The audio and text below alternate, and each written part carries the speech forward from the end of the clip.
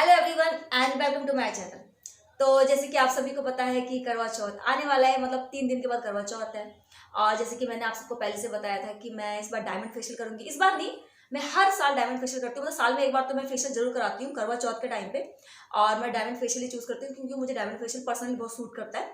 तो वैसे भी जितने भी फेशियल वगैरह होते हैं वो आपके स्किन टाइप के हिसाब से होते हैं, तो मेरे स्किन पे डायमंड फेशियल जाता है। तो बस एक शादी में मैंने अपना गोल्ड फेशियल करवाया था, लेकिन उसके बाद हर करवा चौथ में डायमंड फेशियल ही करवाया। बस पिछली बार मैं नहीं करवा पाई क्योंकि पिछली बार मैं उस टाइम मेरी प्रेगनेंसी थी तो मैं करवा नहीं पाई, और इस बार कोरोना की वजह से मैं पार्लर से नहीं करवा सकती। तो मैंने एक किट मंगाई है घर पर ही, ये है लोटस की डायमंड फेशियल किट। तो जैसे कि इसमें 4 पाउच है, अगर आप देखेंगे ये देखिए, ये 4 पाउच है। तो इसमें आपको पहला मिलेगा, इसमें आपको ना क्लींजिंग नहीं मिलेगी, तो आपको अपना फेस वॉश से ही अपना फेस जो है वो वॉश करना होगा, या फिर आपके पास घर में कोई क्लींजर रखा हुआ है तो आप उससे फेस वॉश कर सकते हैं। मेरे पास हिमालय का फेस वॉश है, मैं उससे फेस वॉश करूंगी।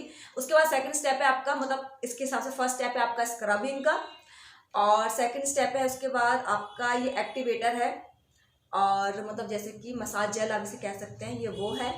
और उसके बाद आपके है मसाज क्रीम, और उसके बाद आपका है मास्क। ये आपका फोर्थ एंड लास्ट स्टेप है। तो ये 4 पाउच है, और मेरे हिसाब से तो शायद इसमें 2 बार, मतलब 2 बार आप अपना फेशियल कर सकते हो। 1 से 2 बार आप अपने से फेशियल कर सकते हो इसमें। तो वैसे आज मेरा फेशियल कौन करेगा? आज मेरा फेशियल करने जा रहे हैं मेरे हस्बैंड। मैं खुद भी कर सकती हूँ, लेकिन मुझे ऐसा लगता है कि अगर कोई और अपने हाथों से करे तो ज़्यादा अच्छे से हो पाती है, मतलब जो मसाज वगैरह होती है अपने हाथ से ना इतना अच्छे से हो नहीं पाती। तो इसलिए मेरे हस्बैंड करेंगे मेरा फेशियल, तो देखिए। तो ये है आपके फेशियल का फर्स्ट स्टेप। वैसे तो ये सेकंड स्टेप है स्क्रबिंग का। तो मैं जैसे कि मैं आपको पहले बताया है कि इसमें आपको ना क्लींजर नहीं मिलता है। तो आपको क्या करना है कि पहले अच्छे से अपना फेस वॉश कर लेना है, कोई भी अगर मेकअप वगैरह है वो सारा रिमूव कर लेना है। उसके बाद आपको ये वाला स्टेप करना है। तो मेरे हस्बैंड थोड़े हार्ड हाथों से कर रहे हैं, बट आपको ऐसा नहीं करना है, आपको बिल्कुल ही हल्के हाथों से आपको करनी है मसाज स्क्रब से, और बिल्कुल हल्के हाथों से करनी है। स्क्रबिंग का जो मेन पॉइंट होता है वो ये होता है कि आपके जितने भी डेड सेल्स हैं ना वो रिमूव करने होते हैं। तो जैसे आपके नाक के पास होता है और आपके फोरहेड पे होता है, चिन एरिया पे होता है, तो यहाँ पे आपको ज़्यादा जोर देना है।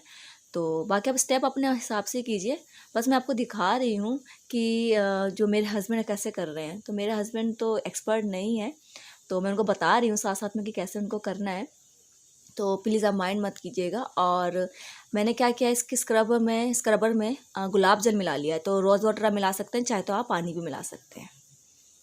तो स्क्रबिंग के बाद आपका जो स्टेप है वो है स्टीम लेने का। तो आप चाहें तो अगर आपके पास स्टीमर है तो आप उससे स्टीम ले सकते हैं। अदरवाइज़ अगर आपके पास कोई खाली बर्तन है तो उसमें आप क्या कीजिए कि पानी गर्म कीजिए और उससे आप भाप लीजिए, और ऊपर आप कोई कपड़ा रख सकते हैं अपने सर के ऊपर। लेकिन मैं यहाँ पे अलग तरीके से कर रही हूँ, क्योंकि मैं जनरली तो वैसा वाला स्टेप कर लेती हूँ, क्योंकि गर्म पानी में डेली उबालती हूँ तो उससे मैं स्टीम ले लेती हूँ। तो अभी मैं क्या कर रही हूँ कि गर्म पानी में खाली जो कपड़ा है उसे डाल के उसे डैब डैब कर रही हूँ, तो इससे भी अच्छी स्टीमिंग हो जाती है। तो स्टीम लेने के बाद आपको इसमें जो आपका थर्ड स्टेप है, मतलब इसमें जो आपको सेकंड पाउच मिलेगा वो मिलेगा एक्टिवेटर का। तो इसे आप मसाज जेल भी बोल सकते हैं। तो ये आपको फेस पे लगाना है। तो ये एक जेल बेस्ड है, मतलब जैसे भी जेल होते हैं उस तरीके का है ये। तो इसे आपको ना फेस पे इस तरीके से लगाना है ताकि पूरा ऑब्जर्व हो जाए, क्योंकि इसके बाद आपको अपना फेस जो है वो वॉश नहीं करना है और ना ही गीले कपड़े से इसको साफ़ करना है। तो इस तरीके से आपको इसको लगाना है, डैब डैब करके आप लगाइए ताकि आपके फेस पे पूरे अच्छे तरीके से ये ऑब्जर्व हो जाए। तो आप ज़्यादा मसाज ना करें इसमें, तो बस इसको ऑब्जर्व कराना है आपके फेस पे। तो एक ये जेल बेस्ड है, तो क्रीम से पहले वाला ही आपका स्टेप है। तो बस मेरे हस्बैंड जो है बस इसे ऑब्जर्व करवा रहे हैं मेरे फेस पे। अब इसके फोर्थ स्टेप की तरफ आते हैं जो कि मसाज है। और ऐसा कहा जाता है कि फेशियल का ही सबसे इम्पॉर्टेंट स्टेप होता है, क्योंकि जो स्क्रबिंग वगैरह है वो तो हम वीकली कर ही लेते हैं, पर मसाज हम सिर्फ फेशियल में करते हैं। और फेशियल और क्लीनअप में एक मेन डिफरेंस यही है कि फेशियल में आप मसाज करते हैं बट क्लीनअप में नहीं करते। तो मसाज का मेन स्टेप है, इसलिए मसाज जो है वो बहुत अच्छे से होनी चाहिए, मतलब तकरीबन आपको 15 से 20 मिनट तो लगने ही चाहिए, और आपको बिल्कुल हल्के हाथों से करनी है। देखिए मैं आपको बता दूं कि मेरी जो है वो नॉर्मल स्किन है, तो इसलिए अपने हस्बैंड से मैं करवा रही हूँ। बट अगर आपकी सेंसिटिव स्किन है और आपकी स्किन पे बहुत जल्दी रैशेस हो जाते हैं या पिंपल्स आ जाते हैं, तो आप जो है किसी एक्सपर्ट से ही फेशियल करवाएं।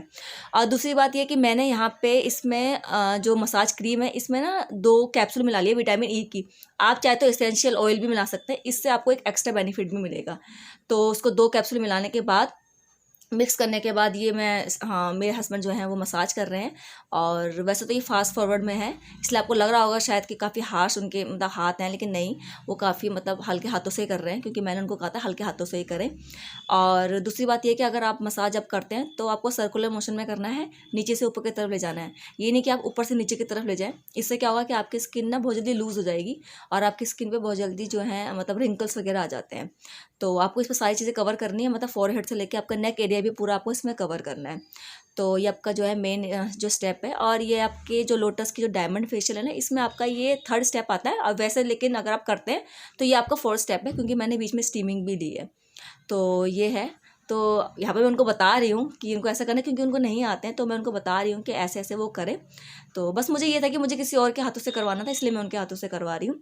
और बाकी स्टेप मुझे आते थे बट उनको नहीं आते थे, तो जितना मुझसे हो सका मैंने उनको बताया और वो कर रहे हैं अपना जो है अपने हिसाब से भी कर रहे हैं।